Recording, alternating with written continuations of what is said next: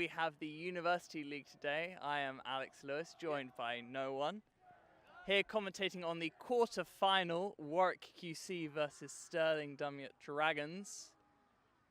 Stirling having just beaten Sheffield to get to this game. Warwick having, I presume, topped their group, being quite a favourite to get to the final. We'll see how we match up.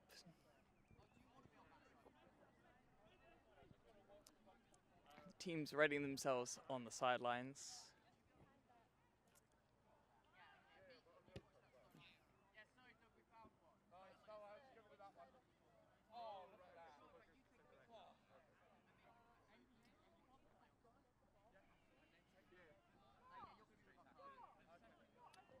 Warwick coming into this tournament from building on a good momentum from last year, having come fourth at the British QuadballUK, having just lost out in the third-fourth play-out to Leicester Thestrals.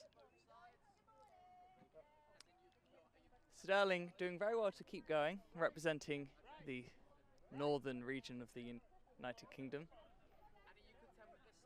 Very good to see them continuing onwards when so many other teams struggle to keep on going.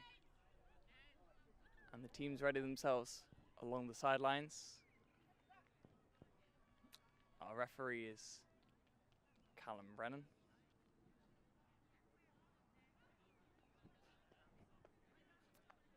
And we await on the sidelines.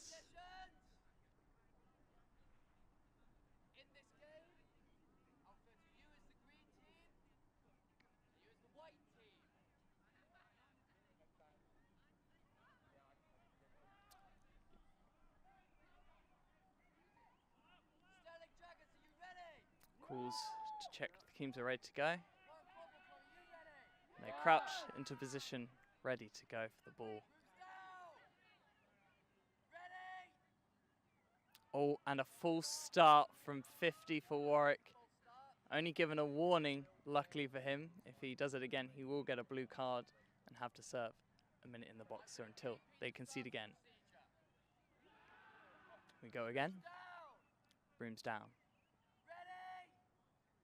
And we're off. And number 10 for Stirling Dragons gets the ball, but is tackled by number 50 for Warwick, who has actually lost their broom as they did so. Ball over to the troll behind, who dodges through and puts it through the open. Beautiful little team effort for Stirling. However, there has been a foul called against Warwick by the assistant referee, Douglas Bryant. Let's see what that is. It might be for that tackle by the Warwick chaser off broom. Goal is good though, a wonderful little play, a ball across to the player behind who managed to step and avoid the tackler very easily and very confidently, very intelligent move to take that moment to assess rather than panicking and shooting, and then to pop it in, bouncing off the top.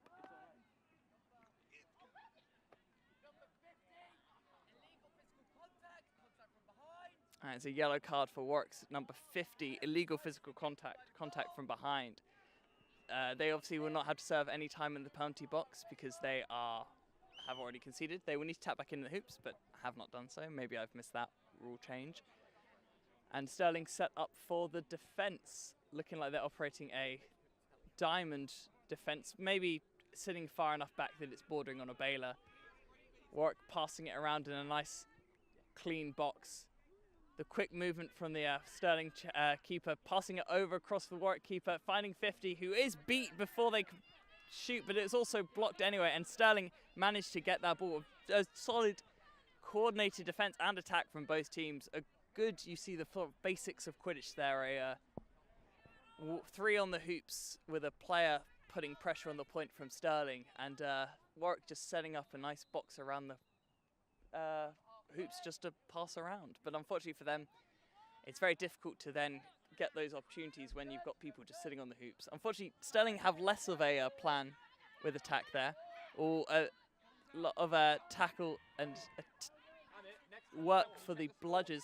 Stirling do have dominance, both bludgers, and to now set up their customary deep bailer defence. Quite a short chaser line for Stirling. I wonder if Warwick, considering they have quite a taller one, might utilise that. Oh, but they're actually going for the passing play. And unfortunate of that player who had a beautiful little run, almost didn't back themselves. I would have argued they could have maybe taken an extra step and just put it through the hoop, but it was very good vision anyway. Ball over, fast break, and unfortunately the height of Stirling is not enough. Attempts to keep the ball in, but is already out. How quickly can Stirling reset the defense is an important part always of making sure that you return back. And Warwick are seeing the fact that the Stirling have not set up their defense quickly enough. Utilize this in a fast break, quickly popped over. However, beautifully done by the beater, but unfortunately it does not count because that was a pass after beat. I very much agree with that from the referee. Beautiful vision from Warwick to see that Stirling were being lax on their setup. However, the one player, the beater for Stirling, was not lax and saw the opportunity. I would maybe think that 50 could have actually just put it in the hoop themselves, but I think they were hoping to not risk any tackles being given to them. As such, it is. The score remains 1-0 to Stirling. Very much a... yeah, if you want to come in. I am joined by my co-commentator now, William Brilliant. Hello. Better late than never, but happy to be here.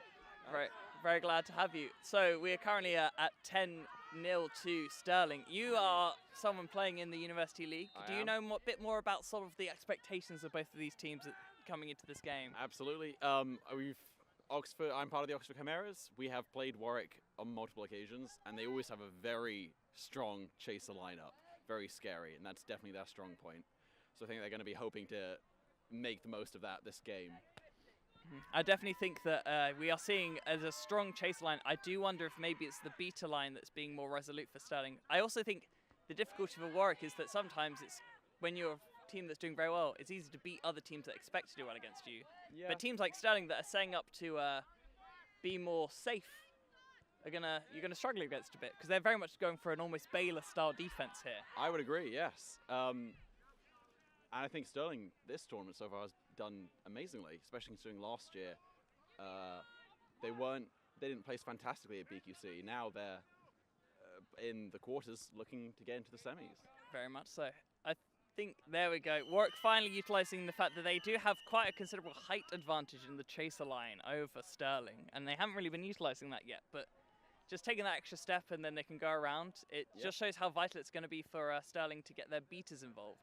But that also shows the difficulty they're having with sitting this deep back, is that they don't have any time to slow down these players because they're having to they're going more for the blocking of the shot rather than any kind of tackling. Precisely. In the Baylor defense where you have a chaser on each of the hoops, you very much rely on either that point defender to stop a drive or your beaters.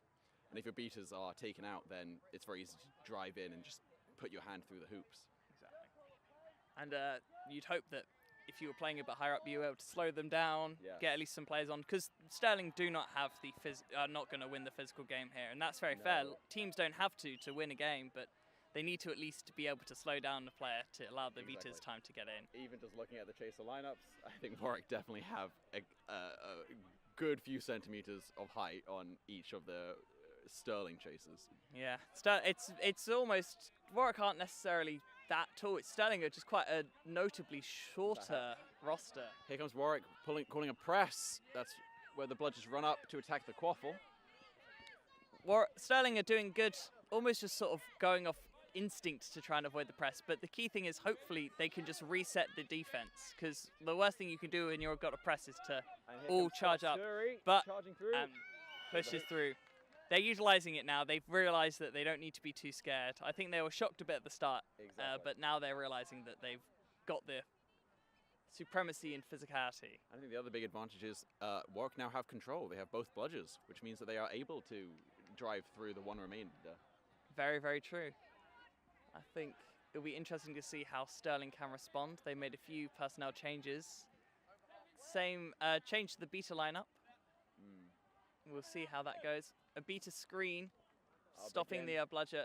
It's an interesting one. It seems like Stirling had a good sort of better setup, but they've sort of lost that a bit. They're all sitting a bit too much behind the quaffle.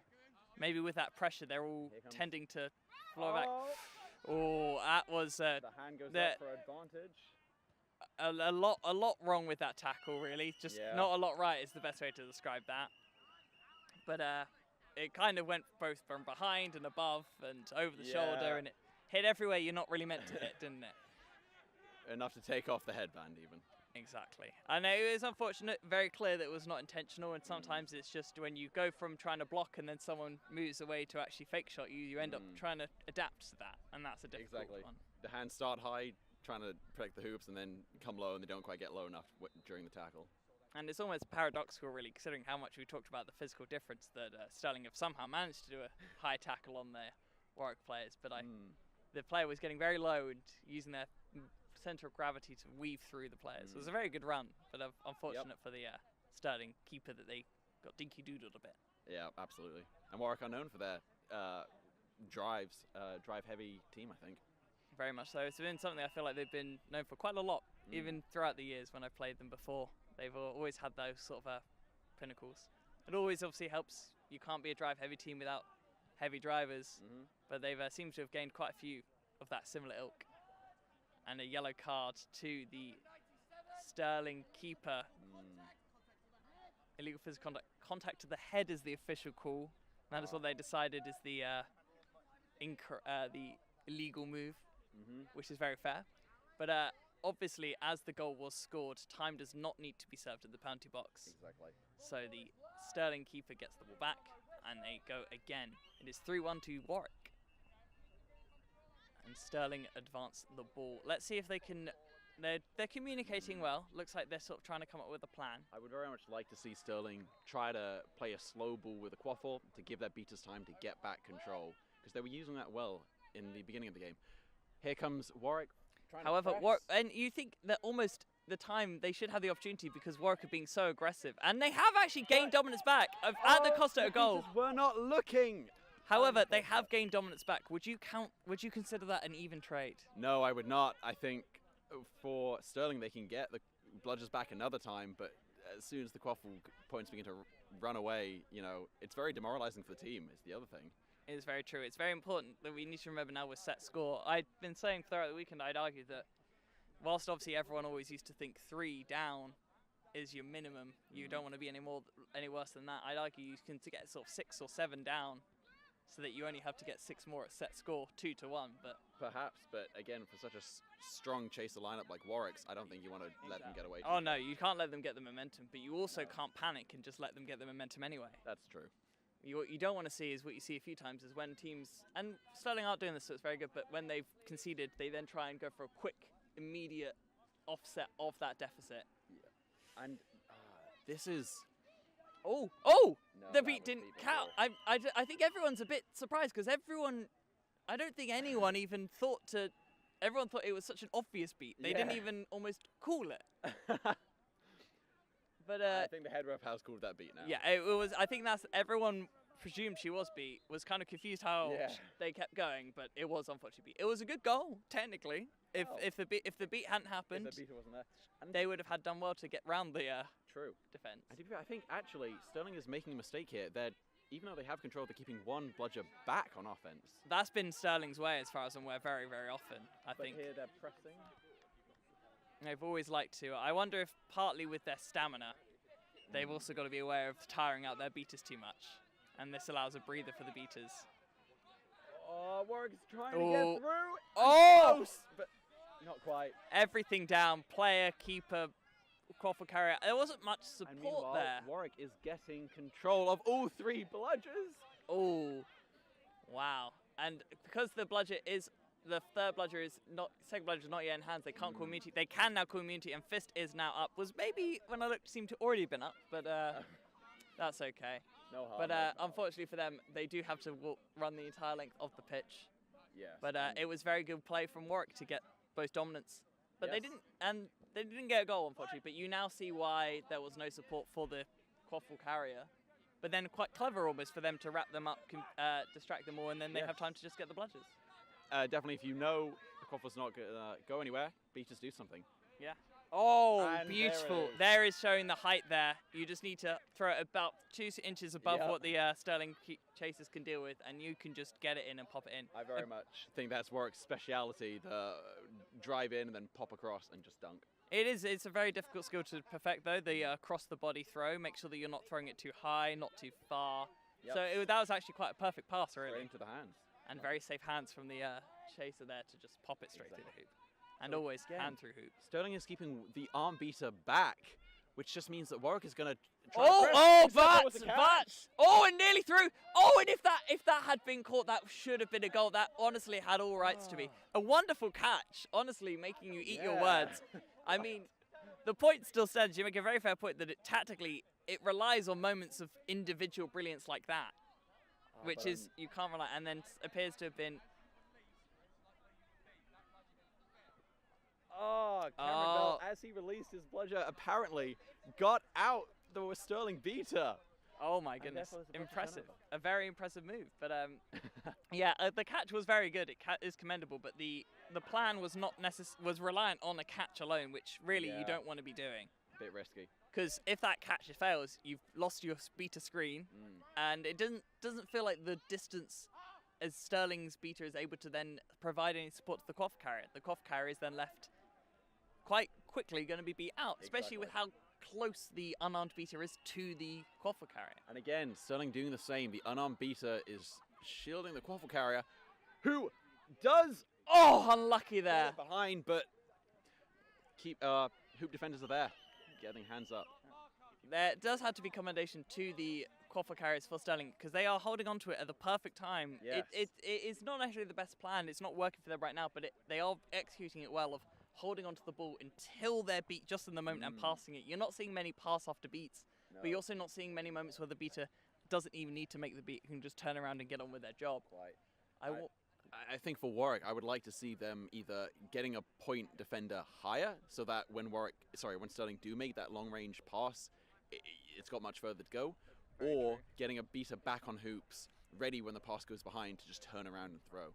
I wonder if they're almost just relying on the lack of output right now that they're seeing from Stirling, and knowing that they have time, because I do think Stirling are getting a bit, but with more time as the players get past two more and more, they're going to be more confident, they're going to make those catches faster and going to be able to pop it in the hoops, so Warwick have got to be careful. So Warwick I believe went off pitch at the back.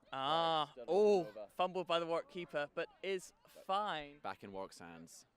And, okay, no, there's one Stirling bludger on defense. Two now. Oh, two. Dominance passed over at some point, and pressure being put on the Warwick ball carrier. Tapped out, that's nice.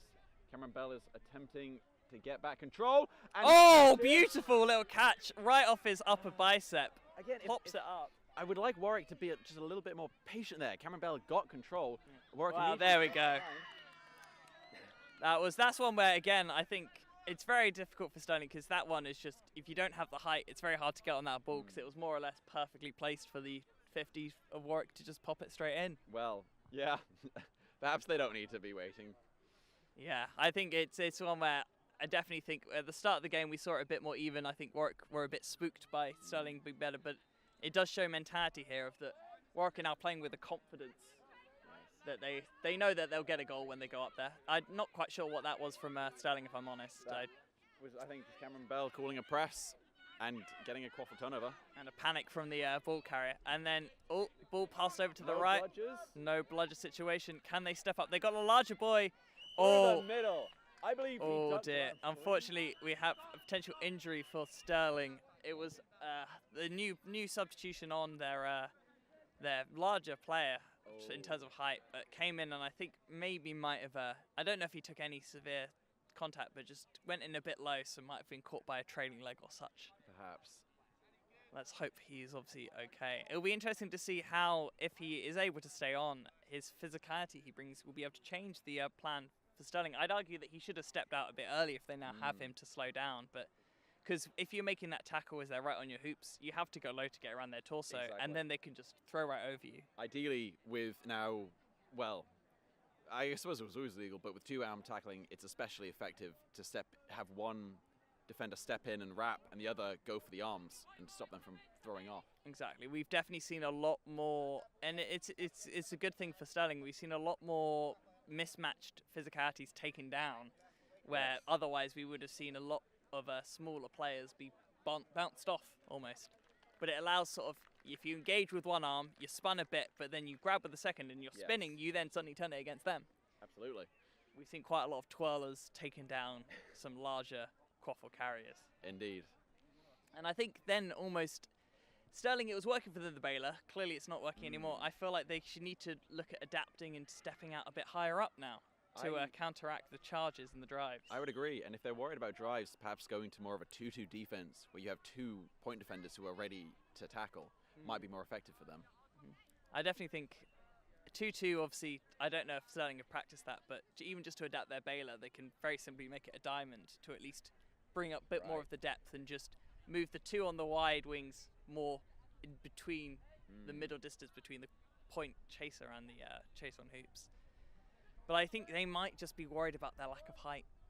So I think that's maybe why they're playing Baylor. But unfortunately it's a situation of they're conceding 2 when they're playing Baylor, so they do need to look at difference. Up. Exactly. We do have a taller keeper on pitch now for Stirling.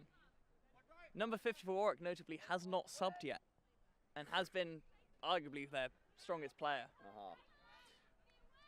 You can see why they haven't subbed with that kind of a performance so far. Oh, Stirling, the vision just not quite. Oh, that was so close. It skimmed the top of the hoop.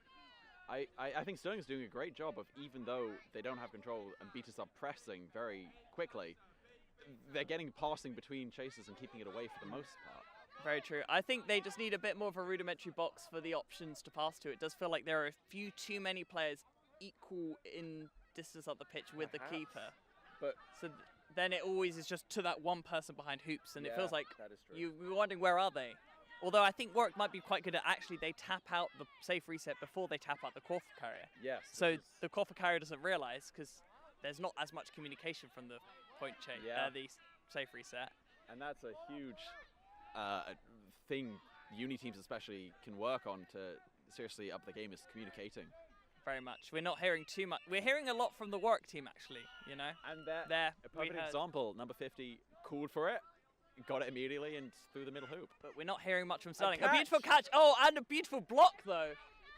Very much a lot happening there in the beat game. But actually not much has changed now. Stirling have got control, but they had control anyway. That changed nothing. Okay. That was a catch by number 55 for Stirling and then a block by the Warwick beaters. So no one ended up beat, but a lot of drama happened anyway, right in front of the camera, I hope. So again, Stirling has one beater back, perhaps. But they're a lot higher up now. That beater screen, look at the difference that taking the armed, whilst they obviously have dominance, look at the difference they were able to get by having the armed beater up front. Yes. But unfortunately, they have lost dominance because of that. I think there are some points where I think the Stirling beater could have maybe just realised they were about to be beat and thrown their bludger behind to their partner. Yes, I always tell my beaters, don't get cold beat, which is to say, don't get hit and just drop your bludger sadly. Either try to throw back beforehand or make a catch attempt. And something we saw a lot in the Phoenix game, obviously, as we talked about, I think when they were playing against Spell, was they take a lot of time practicing the catches, which means that when they're about to be beat, they're more than happy to just throw their ball back and try for the catch. Exactly. Because if you just sort of turn away and hope it doesn't hit you because you curl up into a ball, it's still going to hit you. But that was another goal for Warwick, taking us to 9-1. This game slowly running away from Stirling, unfortunately for them. I believe Stirling have called a timeout smartly. Yes, trying to just, I guess they're going to have a conversation and try to reassess what they can do. If you're Warwick, you can't help but look sort of to the future, to the next few games, to the run to the final with this sort of confident victory, unless Stirling can turn it around. Stirling, we've discussed the sort of things they need to do. I think it's sort of taking it back to the basics, keeping calm, isn't it? Yes, I think trying to get beaters a little bit more involved. I think they are worried about Warwick making a quick break, which is why they're keeping one bludger back. But I don't think that's enough. I think the issue is that they may keep the bludger back, but it's not stopping their quick breaks that arise from them not having a bludger front. So it's the issue it's the chicken or the egg. They're wanting to account for something that they keep making happening by accounting for it. Exactly. Really. If Warwick end up with control, then on a quick break, they can just run in and the beaters can cause a no bludger situation. Chasers can run it in anyway. So having one back on hoops is just not enough. Exactly. So looking forward, if Warwick is sort of eye on the final or eye on the road to the final, what do they need to be aware of? Where are they maybe not being as aware of because they're playing against an opponent who is maybe slightly lower in quality to them in those sort of things. What do they have to be aware of that will be exploited by teams that maybe have a bit more tactical new? It's a great question. I think traditionally, as we've said before, Warwick's chases have been stellar, but their beaters have perhaps been the weaker of the two. So far, they've done a good job this game, I think. They've been communicating well, pressing quickly. Looks like they're about to do it again. Here comes But that's the thing, is they won't have as easy pressing opportunities against other teams. And the question is, are they happy to set up that way? I haven't actually noted, almost because it very rarely comes to them, what sort of defense Warwick are playing. I'll have to make note of that on the next attack from Stirling. Warwick definitely know their strengths though as well. That's the good thing. They know about their height and their utilization. They have rested number 50 now. That which was should be good. Oh, beautiful. Beater. Oh, a great save from the Stirling keeper, we must say. A beautiful little tipped it offside. Does it feel like there's a foul? Did you I saw, Warwick beater, high contact, unfortunately.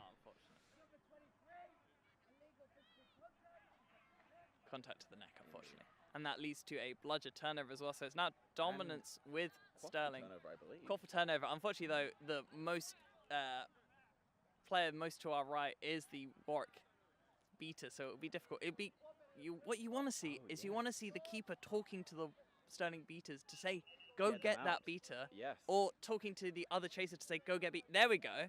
We're seeing that from the Stirling chaser now, who is guiding them, giving them guidance. Try to go there we go. They are coming in. A trade for is the made. beat. Oh, but just rushed it unnecessarily. There was. If you're going to do that, you want at least to make sure that your chaser's behind. And I think that they saw the beat coming in. Oh, dear. It looks like there's an unfortunate injury from number 29, Charlotte. I think I saw them go. I don't know if they had anything afterwards, but it looks like they went for almost a flying lunge leap as they went to go beat the keeper and also avoided the. They maybe were hit on the knee or maybe it affected their fall. I think Charlotte has been struggling with an ankle injury for a little bit. And it might have fallen underneath them, I think, unfortunately. Yeah. But that was absolutely the right play by Charlotte. The Stirling beaters were trying to make a trade, create no bludgers, and Charlotte went straight for the quaffle instead. And it looked like she was trying to dodge at the same time. The positioning of Charlotte was also very commendable, starting further on the left of the pitch as they were approaching the Warwick hoops, but coming into the central area to make sure that she's able to tap in really easily and also make sure that their beater partner can pick up any loose balls that might not go to the boundary. So very good. Could have easily just run the straight line that they had back to hoops, but no. Curved it round to put that pressure on. And that pressure, even if the beat didn't go onto the keeper, very much influenced the decision and the outcome of the attack. And the Quaffle got scared and tried to make a shot that missed. So exactly. It was a good vision of the ball. It's just one where I think Stirling haven't quite got that throwing arm, that range. They go for a lot of dips as opposed to straight shots, which always end up a bit more risky. Oh, Warwick just now passing around quite calmly. Oh, but tell a lie, dodgy pass. Ball collected. It's a no bludger situation. Can he get this in? Number 31.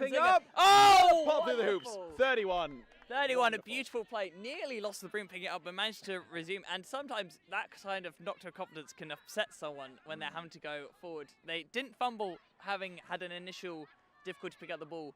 Dropped with the broom very, very nicely, and then did very well to good speed, good acceleration, and picked the right hoop. Lured in the keeper for a tackle and popped it off. Very good shot.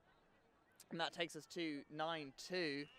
If Stirling were to catch the snitch as it came on at these scores, it would be 9-5 with a set score of 12. 7 to get isn't the hardest when they've got 3 to get. It's a 2-1, but right now they're not showing that they necessarily have that. Oh, but Stirling on a fast break as well. I would want someone to be behind hoops to help. You want someone. The issue is that, it's nearly got there, but the issue I think for Stirling is that the positioning was, the line you saw for the pass had to go through all of Warwick's players. And especially when we talked about that height difference, that's not going to cut it. You want that person to be on the left for a more of a box flat cut, and then they can run it straight in. Exactly. I would have liked the keeper perhaps to get behind the hoops and be a horizontal passing option. I'd like the keeper to go there and then the chaser to come in more towards the other side of the hoops onto the left for allowing them to just cut in. Both would have been great options. Just passing the ball there and then they could have run straight at them. It would have been good. But unfortunately, the ball was always, and that's why it ended up going above them, because they had to get the extra bit of height to make sure that they didn't get intercepted. Yes. Stirling keeper making an aggressive tackle. It looks and like yes, and for those who maybe don't understand why the beater didn't just put out the keeper, because they were in the zone, the keeper was very safe to know that they can make that contact. It was a very clever work from them. Warwick is able to keep control despite. And now they're pressing. Oh, but there is a lot better setup now, I think, on this attack, avoiding the press. Unfortunately, the issue is that Warwick are making sure that when they do the press, that they are beating people, so that then actually you look around and Stirling slowly get whisked off one by one. It's a very difficult situation. Stirling beater protecting the quaffle. Very good protection, yes. Now hopefully Stirling can tap back in and reset an offense. But so Warwick are, to look at them, doing a bit of Baylor, maybe a diamond, not 2-2. And that's a Warwick beat him. Oh, I mean, I think it was more of a pass, but it didn't have enough power as they were having. I think they were caught stepping back from the pressure, so that took away the power that they would be able to generate in the throw. And Warwick are running in. And it's in. Make it look very simple for them. But they have to be aware that this will be one of the easier games. They will not get these kind of chances as they go higher up in the bracket. Well, quite. But I think Warwick are doing a very good job of showing their credentials. Absolutely. Best in the South as of Southern 2. Were they? Yeah, they I did were. not realize. I did not know they'd beaten Southampton. Indeed, in the shocking twist of Southern 2, Southampton were beaten by Warwick in the finals. Very exciting. Indeed. So, I think, if I'm correct in saying, Warwick will go. Warwick have turned to come and Warwick, I think, play Oxford, if I'm correct, in the next That is correct. game. And I think our other side will be, it's Southampton still to play Manchester. Then they'll be playing, I can't quite remember, but we'll have to see coming up. But so this will be interesting. You obviously know Oxford a bit, and I don't. Exactly. So you know them quite well. I won't ask you to divulge all your tactical secrets, but how do you think that will be as a matchup against presumably Warwick? Oh, it's definitely going to be a difficult game. We've played Warwick multiple times, and it has always been a case of their chases are better than ours, our beaters are better than theirs. We're going to have to hope that we can make the difference. And Seekers are on. I think it will be an interesting one there, because you are right of that with this physical lineup of Warwick. Hopefully your beaters are in a good position to nullify. But we'll have to see. And we have the snitch on pitch. It's Stirling going for the catch as well. That would take them to 10-5 with set score of 13. 8 to score then. Yeah. Honestly, as someone with a currently dislocated shoulder, that almost hurts me to see that one winding around so often. But very impressive work. I know that Warwick's Matt is a very competent seeker. They have a great catching record. So I think Stirling's doing the right thing here of just trying to get in all the energy initially while Matt is gone. And I think if we're honest here, I think all the bludgers are on quaffle play actually. But then if you boil it down, I think that Stirling realised that they can't really allow Warwick to just keep putting in goals, because the longer that snitch game goes on, I think that the higher the score will just rack up for the set score to be. It's always a tricky one. Especially when you know Warwick have such a good seeker, do you stick on snitch or just try to keep quaffle points down? I think, especially when you look at Stirling's physical portfolio against the lineup of Warwick, you have to say that really, if it came down to chase if you chase, that is going to get away from them a lot faster than it would get away from them if they at least had some beater support. I agree. I did see an interesting tactic from Spell was in a game where they went for the option of bludgers on quaffle when they're on attack, and bludgers on snitch. Bludgers on quaffle when they're on defense, and bludgers on snitch when they're on attack, which is very difficult to do just stamina-wise and getting back there. If it's a very quick game, you have to be very aware of that, slowing it down. And Stirling right now, they're not able to really slow down their quaffle carriers. Doing a good job of getting bodies in but yeah, Stirling have definitely done very well to show how scrappy they are. There's been a very big credit to them for that. The snitch is lasting quite well. Snitch Lisa. Unfortunately, I think someone on Stirling was beat and played on, which did intercept did influence the play, and therefore Quaff's going to go back to Warwick. Very unfortunate. I do question, is this not a player who's already received a yellow card? That is a great question, and we will... I think we're seeing... Callum? Have they not already had a yellow card? Have they not already been carded?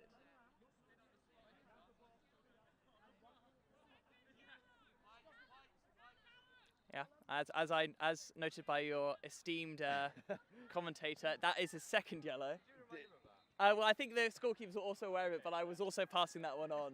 Did you? Of just So realising. you have just been responsible for this player now getting an ejection and being unable to play for the remainder of the game. Yes, unfortunately, 2 yellows make a red. It's still just time served No, as 2 players make a red. Is it not a red? 2 Technically, yellows what's it are called? not a red. It is simply an ejection. But Ah. the substitution will only spend 1 minute in a box. I mean, rather than not 2. to sound that sort of thing, but like it sounds like an unnecessary definition. We can say it's a red, but serving the type of a yellow. But I understand why Sure. we want to make sure that a red, because if it were a red, Oh, but the Stirling keeper oh, gets in the great way work! of that If it guy. were a straight red card, that And would he's- be a He's going for it. The beaters are. gonna get oh, in the back. dropped for yeah. If it were a straight red card, we'd have a ejection from the game and also a 2-minute servable ban that is not changed by any goals. Exactly.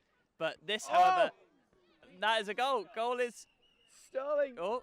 The beater made. Did the beater make it? Oh.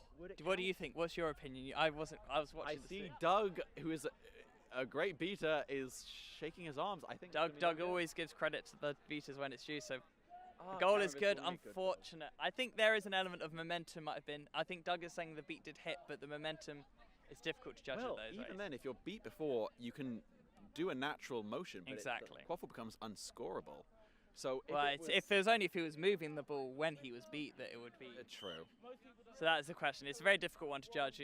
I don't envy the No. referees. However, we do have the Stirling chaser is now able to get back in the game now that they have conceded for the 2 yellows. Oh, very close from the Warwick seeker.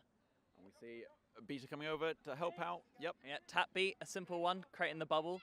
As chasing down on the snitch. Here comes Warwick keeper. It looks like he's going to make a drive. Cameron As we- Bell's going to make a trade. Oh, but it's a block.